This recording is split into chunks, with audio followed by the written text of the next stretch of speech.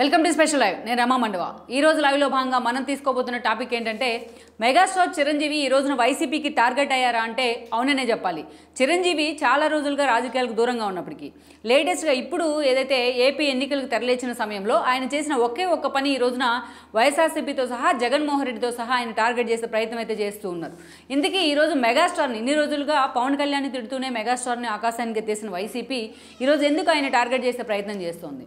జగన్మోహన్ రెడ్డి రూపంలో ఈరోజు సజ్జల లాంటి వాళ్ళు ముందుకు వచ్చి మరీ చిరంజీవిని ఎందుకు టార్గెట్ చేస్తున్నారు? కేవలం కూటమికి ఈ రోజున బీజేపీ, జనసేన అండ్ టీడీపీ కూటమికి చిరంజీవి మద్దతు ప్రకటించిన కారణంగానే చిరంజీవి ఈరోజు సాఫ్ట్ టార్గెట్ అయ్యారా? ఇన్ని రోజులు రాజకీయాలకు దూరంగా ఉన్నానని చెప్తూ వస్తున్న చిరంజీవి ఇంత హఠాత్తుగా కూటమికి మద్దతు ఇవ్వాలనే నిర్ణయం ఎందుకు తీసుకున్నారు? ఎట్ ద సేమ్ టైం తన తమ్ముడు పవన్ కళ్యాణ్ ఒత్తిడితోనే చిరంజీవి ఈ రోజున తన ఫ్యాన్స్ ఓట్ మొత్తాన్ని కూడా కూటమి వైపు ట్రాన్స్ఫర్ చేసే ప్రయత్నం చేస్తున్నారా? ఈ కారణాలతోనే చిరంజీవి ఈరోజు వైఎస్ఆర్సీపీకి టార్గెట్ అయ్యారా అంటే సో ఈ ప్రశ్నలు అన్నీ కూడా ఈరోజు రాష్ట్ర రాజకీయాల్లో హాట్ టాపిక్ అవుతున్నాయి. యాక్చువల్గా వివాదాలకు ఎప్పుడు కూడా దూరంగా ఉంటాడనే పేరు చిరంజీవికి ఉంటుంది, నాన్ కాంట్రవర్షియల్ పర్సన్గా. చాలా సౌమ్యుడు అనే పేరు కూడా ఉంది ఆయనకి, ఇండస్ట్రీలో కావచ్చు అటు రాజకీయాల్లో ఉన్నంతకాలం కావచ్చు. అలాంటి చిరంజీవినే ఈ రోజున ఎన్నికల్లోకి లాగే ప్రయత్నం చేస్తోంది వైసీపీ. ఏదైతే రాష్ట్ర రాజకీయాల్లో ఇప్పుడు కీలకమవుతున్న ఏపీ ఎన్నికల్లో కూడా చిరంజీవిని అదే స్థాయిలో వాళ్ళు టార్గెట్ చేసే ప్రయత్నం అయితే చేస్తూ ఉన్నారు. అందుకే ఈ పరిణామాలు ఈ రోజున ఏపీ రాష్ట్ర రాజకీయాల్లో చాలా సీరియస్గా హాట్ టాపిక్ అయ్యాయి. అందుకు కారణం కూడా ఉంది, దాని గురించి కూడా మనం చెప్పుకునే ప్రయత్నం అయితే చేద్దాం. ముందుగా చిరంజీవి గురించి చెప్పినట్లయితే కూడా ఎప్పుడు మనం ఆల్రెడీ స్టార్టింగ్లో చెప్పుకున్నట్టు ఆయన పాలిటిక్స్లో ఉన్నా సినిమాల్లో ఉన్నా ఎప్పుడు కూడా ఒక వివాదరహితుడిగా తాను ఎస్టాబ్లిష్ చేసుకునే ప్రయత్నం అయితే చేస్తున్నాడు. ఎగ్జాక్ట్గా యాజ్ ఇట్ ఈస్గా ఆయన ఎప్పుడు కూడా వివాదాలకు దూరంగా ఉంటూనే వచ్చాడు. సో ఎలాంటి గాడ్ ఫాదర్ లేకుండా ఆయన ఒక పునాది రాళ్ళు లాంటి సినిమాతో ఇండస్ట్రీలో తనకు పునాది వేసుకున్నారు. అక్కడి నుంచి ఒక సుప్రీం హీరోగా ఒక మెగాస్టార్గా ఆయన పూర్తి స్థాయిలో ఎవల్యూట్ అయ్యారంటేనే ఎన్నో నిద్రలేని రాత్రులు కష్టం ఉందని అనుకోవాలి. ఆ స్థాయిలో డ్యాన్సుల్లో ఆయన చూపించే గ్రేజ్ కానీ ఫైట్స్లో చూపించే ఈజ్ కానీ చిరంజీవిని చాలా తక్కువ సమయంలోనే సుప్రీం హీరోగా కూడా నిలబెట్టింది. సో అలా ఎలాంటి గాడ్ ఫాదర్ లేకుండా ఇండస్ట్రీలో తనకంటూ ఒక సుస్థిరమైన స్థానాన్ని చిరంజీవి ఈ రోజున ఏర్పాటు చేసుకున్నారనేది కూడా వాస్తవం. ఆ తర్వాత చూసినట్లయితే ఈ రోజున మెగా కాంపౌండ్ నుంచి అంతమంది హీరోలు ఇండస్ట్రీలోకి ఎంట్రీ ఇచ్చారంటే ఒక పవన్ కళ్యాణ్ దగ్గర నుంచి ఒక బన్నీ దాకా ఈరోజు వాళ్ళంతా కూడా చిరంజీవి కారణంగానే అని కూడా మనం చెప్పుకోవచ్చు. సో అలా సినిమాల్లో తనకంటూ ఏర్పడిన ఒక ఇండివిజువల్ క్రేజ్ని, ఇండివిజువల్ ఇమేజ్ని చిరంజీవి అటు రాజకీయాల వైపు కూడా మళ్లించాలని చూశారు. ఈ క్రమంలోనే 2009 ఎన్నికల కంటే ముందుగా ఆ రోజున రాజకీయాల్లోకి ఎంట్రీ ఇవ్వాలని నిర్ణయించారు. దానిలో భాగంగానే ప్రజారాజ్యం పార్టీతోనే ఆ రోజు చిరంజీవి తెరమేటికి రావడం జరిగింది. సో పేరులోనే ప్రజలు నింపుకున్న ప్రజారాజ్యం పార్టీ ఆ రోజు రాష్ట్రంలోనే ఒక సంచలనం అనే చెప్పాలి. అలాంటి ప్రజారాజ్యం పార్టీని పెట్టిన తర్వాత అటు కాంగ్రెస్, టీడీపీ నుంచి ఎంతోమంది నేతలు పెద్ద కారణాలు లేకుండానే చిరంజీవి వెంట నడిచే ప్రయత్నం చేశారు. ఎందుకంటే ఆయన ఒక కాపు సామాజిక వర్గానికి రిప్రజెంట్ చేయడం, తన పార్టీ పేరులోనే సామాజిక న్యాయం పేరుతో పార్టీని ఎస్టాబ్లిష్ చేసే ప్రయత్నం చేయడం. సో ఆ స్థాయిలో నేతలు చిరంజీవి పార్టీ వైపు చూసినా ఆ స్థాయిలో చిరంజీవి పార్టీకి అప్లాజ్ వచ్చే ప్రయత్నం జరిగినా బట్ ఎన్నికల నాటికి మాత్రం ఆ పార్టీ తగినన్ని స్థానాలు అయితే సాధించుకోలేకపోయింది. అధికారమే లక్ష్యంగా వచ్చిన ప్రజారాజ్యం కేవలం 18 స్థానాలకే పరిమితమైంది. అయితే ఈ భారాన్ని చిరంజీవి ఎక్కువ రోజులు మోయలేకపోయారు. ఆ తర్వాత రోజుల్లో చిరంజీవి తన పార్టీని కాంగ్రెస్లో కూడా విలీనం చేస్తున్నారు. ఫలితంగా కాంగ్రెస్ నుంచి ఆయనకు రాజ్యసభ టికెట్తో పాటు కేంద్ర మంత్రి పదవి కూడా దక్కింది. ఆయన కేంద్ర మంత్రిగా ఉన్న సమయంలోనే రాష్ట్ర విభజన అండాలు ఇవన్నీ కూడా జరుగుతూ వచ్చాయి. ఇక ప్రత్యేకించి రాష్ట్ర విభజన పరిణామాల తర్వాత తన రాజ్యసభ సభ్యత్వం పూర్తయిన తర్వాత చిరంజీవి ఎక్కడా కూడా అటు కాంగ్రెస్తో కూడా పెద్దగా అసోసియేట్ లేడనే చెప్పాలి. అక్కడి నుంచి కాంగ్రెస్లో తన సభ్యత్వాన్ని కూడా ఆయన రెన్యువల్ చేసుకోలేదు. అప్పటి నుంచే తిరిగి ఆయన మళ్ళీ సినిమాల్లోకి అయితే రీఎంట్రీ ఇచ్చారు. రాజకీయాలకు దూరంగా ఉండే ప్రయత్నం అయితే చేస్తూ వచ్చారు. మనం చూసినట్లయితే ఖైదీ నెంబర్ 786 దగ్గర నుంచి నిన్న మొన్న వచ్చిన వాల్తేరు వీరయ్య దాకా, గాడ్ ఫాదర్ దాకా ఇవన్నీ కూడా చిరంజీవి సెకండ్ ఇన్నింగ్స్లో భాగంగా వచ్చిన మూవీసే అనుకోవాలి. అలా చిరంజీవి మరోసారి సినిమాల్లో తన అదృష్టాన్ని పరీక్షించుకునే ప్రయత్నం అయితే చేస్తూ వస్తున్నారు. అయితే అలాంటి చిరంజీవిని ఓన్ చేసుకునేందుకు చాలామంది ప్రయత్నం చేస్తూ వచ్చారు. ఎట్ ద సేమ్ టైం మనం చూస్తే జనసేన పవన్ కళ్యాణ్ అయితే 2014 ఎన్నికల కంటే ముందుగా జనసేన పేరుతో తెర మీదకి వచ్చారు. ఆ రోజు పోటీ చేయడానికి తగినంత సమయం లేకపోవడం కారణంగా టీడీపీ, బీజేపీ కూటమికి మద్దతు ఇస్తూ వచ్చారు. ఇక 2019 ఎన్నికల్లో టీడీపీతో విభేదించి సోలోగా బరిలో దిగే ప్రయత్నం చేస్తున్నారు. ఇక ఏకంగా ఇప్పుడు చంద్రబాబు నాయుడు అరెస్ట్ తర్వాత తనే స్వయంగా వెళ్ళి ఆయనతో ములాఖత్ అయి మరి టీడీపీ, జనసేన పొత్తుల్ని ప్రకటించారు. అటు బీజేపీని కూడా టీడీపీతో పొత్తులు దిశగా లైజింగ్ చేయడంలో పవన్ కళ్యాణ్ కీలక పాత్ర పోషించారు. ఈరోజు పవన్ కళ్యాణ్ చాలా సీరియస్గా ఈ రాయబారం నడిపించడంలో సక్సెస్ అయ్యారని అనుకోవాలి. సో ఫలితంగా ఈరోజు అటు BJP, Janasena and then TDP కూటమి ఏకమై ఈరోజు ఎన్నికలను ఎదుర్కొనే ప్రయత్నం చేస్తూ ఉన్నాయి రాష్ట్రంలో.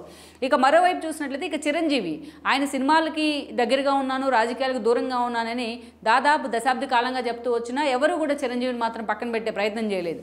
అటు ఎన్నోసార్లు ఆయన ఓన్ చేసుకోవడానికి అన్ని పార్టీలు ప్రయత్నం చేశాయి. ఇప్పటికీ కాంగ్రెస్ చిరంజీవిని మావాడే అని చెప్తూ ఉంటుంది. మరోవైపు ప్రధాని మోడీ అయితే ఏదైతే అల్లూరు సీతారామరాజు విగ్రహావిష్కరణ మొదలుకొని మొన్నటి అయోధ్య రామ మందిర ఓపెనింగ్ వరకు చిరంజీవిని ఆయన ఫ్యామిలీని ఎన్నోసార్లు ఇన్వైట్ చేశారు. ఎన్నోసార్లు ఆయన్ని ఆలింగనం చేసుకునే ప్రయత్నం అయితే చేస్తూ వచ్చారు మోడీ కానీ అమిత్ షా కానీ. బీజేపీ అదే స్థాయిలో చిరంజీవికి ప్రయారిటీ ఇస్తూ వచ్చిందని అనుకోవాలి. ఆఖరికి ఆయనకి మొన్నే పద్మభూషణ్ అవార్డు కూడా ఆయన ఖాతాలో వచ్చి చేరిందని అనుకోవాలి. ఇక అక్కడి నుంచి చూస్తే ఇక అటు టీడీపీ అధినేత చంద్రబాబు నాయుడుతో కూడా చిరంజీవికి సత్సంబంధాలే ఉన్నాయి. ఇక వేరే జగన్మోహన్ రెడ్డి సీఎం అయిన తర్వాత పవన్ కళ్యాణ్ ఏ స్థాయిలో అయితే ఆయన ఫ్యామిలీని కావచ్చు, వ్యక్తిగతంగా కావచ్చు, పవన్ కళ్యాణ్ పార్టీని కావచ్చు, ఆయన సినిమాల పరంగా వైఎస్ఆర్సీపీ అన్ని రకాలుగా ఆయన ఇరుకుని పెట్టే ప్రయత్నం చేసింది. But at the same time Pawan Kalyan ఇబ్బంది పెడతాం కారణంగా ఎక్కడైతే కాపు ఓటర్లు తమకు దూరం అవుతారని వైసీపీ లెక్కలు కట్టిందో అట్ ద సేమ్ టైం చిరంజీవిని దగ్గర చేసుకునే ప్రయత్నం అయితే చేశారు జగన్మోహన్ రెడ్డి. స్వయంగా చిరంజీవిని పిలిపించుకున్నారు 2-3 సార్లు. సినిమాలకు సంబంధించిన ఇండస్ట్రీ ఇష్యూస్కి సంబంధించి, టికెట్ల రేట్ల తగ్గింపుకు సంబంధించి కూడా ఆయన ఎన్నోసార్లు మాట్లాడటం జరిగింది. ఇక చిరంజీవికి ఆ పార్టీ నుంచి రాజ్యసభ ఆఫర్ కూడా వచ్చింది. బట్ చిరంజీవి దాన్ని యాక్సెప్ట్ చేయలేదు, అది వేరే విషయం. సో అలా చిరంజీవిని ఓన్ చేసుకునేందుకు ఎన్నోసార్లు ప్రయత్నించింది వైసీపీ. లైక్ పేర్ని నాని లాంటి వాళ్ళు నిద్రలేస్తే పవన్ కళ్యాణ్ని టార్గెట్ చేసే పేర్ని నాని అనేక సార్లు మెగాస్టార్ని ఆకాశానికి ఎత్తేసిన సందర్భం కూడా ఉంది. అలా రాష్ట్రంలో ఉన్న కాపు ఓటర్లను దృష్టిలో పెట్టుకొని, చిరంజీవికి ఉన్న ఒక మాస్ ఇమేజ్ని దృష్టిలో పెట్టుకొని పార్టీలన్నీ కూడా చిరంజీవి మీద చాలాసార్లు ఫోకస్ పెడుతూ వచ్చాయి.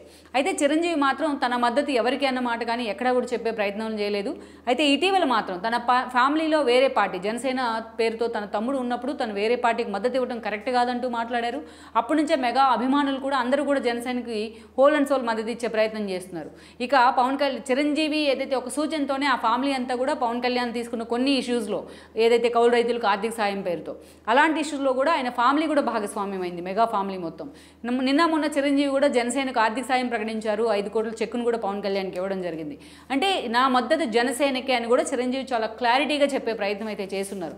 అప్పటి నుంచే చిరంజీవి టార్గెట్ అయ్యారు. వైఎస్ఆర్సీపీ కూడా అదే స్థాయిలో చిరంజీవిని టార్గెట్ చేస్తూ వస్తుంది. ఇక ఇవన్నీ ఒక ఎత్తు అయితే తాజాగా బీజేపీ అభ్యర్థులు ఎవరైతే సీఎం రమేష్ ఉన్నారో ఆయన అనకాపల్లి నుంచి ఎంపీ అభ్యర్థిగా పోటీ చేస్తూ వస్తున్నారు. యాక్చువల్గా అక్కడి నుంచి నాగబాబు పోటీ చేస్తారని అప్పట్లో ప్రచారం జరిగింది. అదేవిధంగా చూసినట్లయితే అసెంబ్లీ నుంచి అయినా పోటీ చేస్తారనే ప్రచారం 2 రకాలుగా ప్రచారం జరిగిన అసెంబ్లీ నుంచి ఈరోజు కొనతాల రామకృష్ణ పోటీ చేస్తున్నారు. అదేవిధంగా ఎంపీ సీటు బీజేపీ ఖాతాలోకి వెళ్ళింది. సీఎం రమేష్ పోటీ చేస్తున్నారు. ఆయనతో పాటు ఇటీవలే జనసేన వైసీపీ నుంచి జనసేన తీర్థం పుట్టుకున్న పంచకర్ల రమేష్కు జనసేన ఈరోజు పెందుర్తి టికెట్ ఇచ్చింది. పొత్తుల్లో భాగంగా పెందుర్తి టికెట్ ఆయన కేటాయించారు. వాళ్ళిద్దరూ కూడా అటు పంచకర్ల రమేష్ ఇటు సీఎం రమేష్ ఇద్దరు కూడా చిరంజీవిని కలవడం జరిగింది.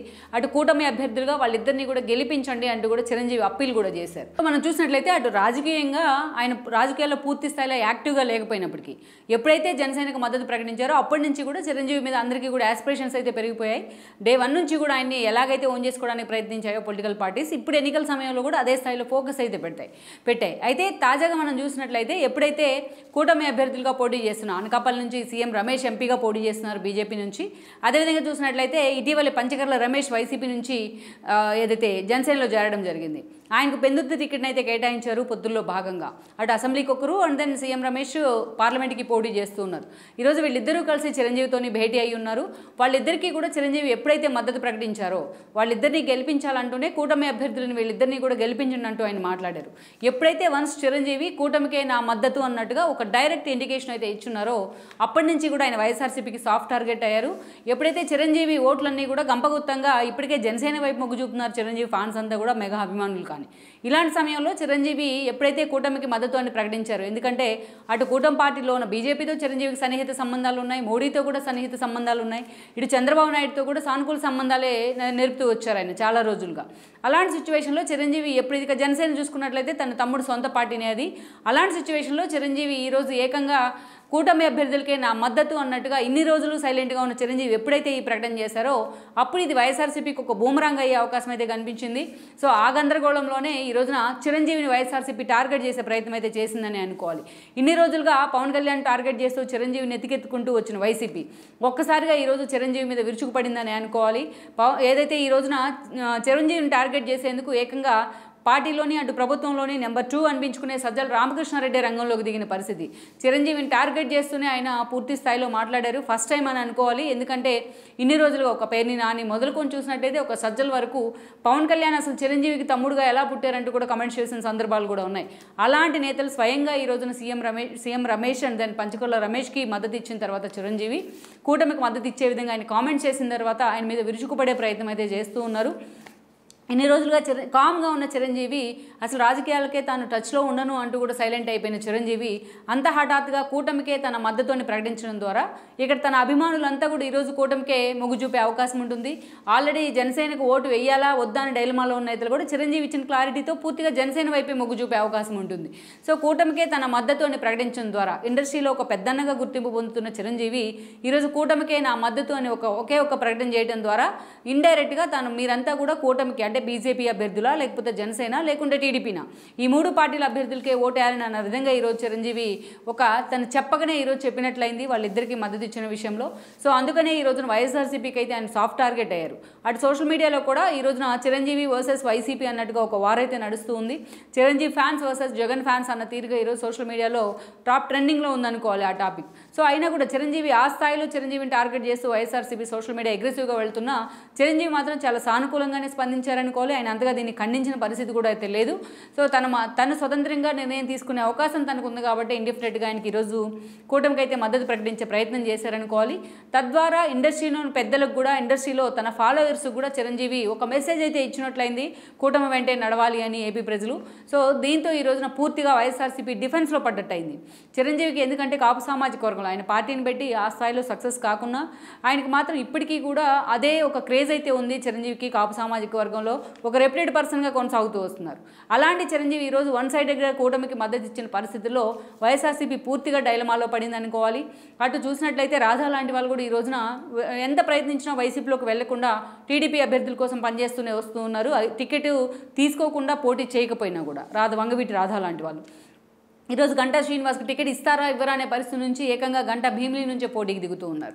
అదేవిధంగా ముద్రగడ లాంటి ఒక్క వ్యక్తిని మాత్రమే వైఎస్ఆర్సీపీ డ్రాప్ చేసే ప్రయత్నం చేసింది. కానీ మిగతా కాపు సీనియర్ నేతలంతా కూడా ఈ రోజున జనసేన వైపు టీడీపీ వైపు అండ్ దెన్ బీజేపీ వైపు అంటే ఒక మాటలో చెప్పాలంటే కూటమి వైపే ఉన్న పరిస్థితి కనిపిస్తోంది. ఇలాంటి సిచ్యువేషన్లో ఈరోజు చిరంజీవి ఏకంగా వన్ సైడెడ్గా కూటమికి మద్దతు ఇచ్చిన ప్రయత్నం మాత్రం వైఎస్ఆర్సీపీకి సాఫ్ట్ టార్గెట్ అయితే అయిందనుకోవాలి. సో ఆ party versus Chiranjeevi versus YCP అన్నట్టుగా ఈరోజు ఒక వార్ అయితే నడుస్తుంది ఏపీ ఎన్నికల్లో. మరి ఇలాంటి క్రూషియల్ పీరియడ్లో చిరంజీవి తీసుకున్న నిర్ణయం ఏపీ రాజకీయాల్ని కూటమి భవిష్యత్తుని కూడా ఏ మలుపు తిప్పబోతుంది అన్నది ఈ రోజున చాలా సీరియస్గా హాట్ టాపిక్ అయిందన్నది వాస్తవం. ఈ వీడియో మీకు నచ్చినట్లయితే please share, like and subscribe R24 Telugu.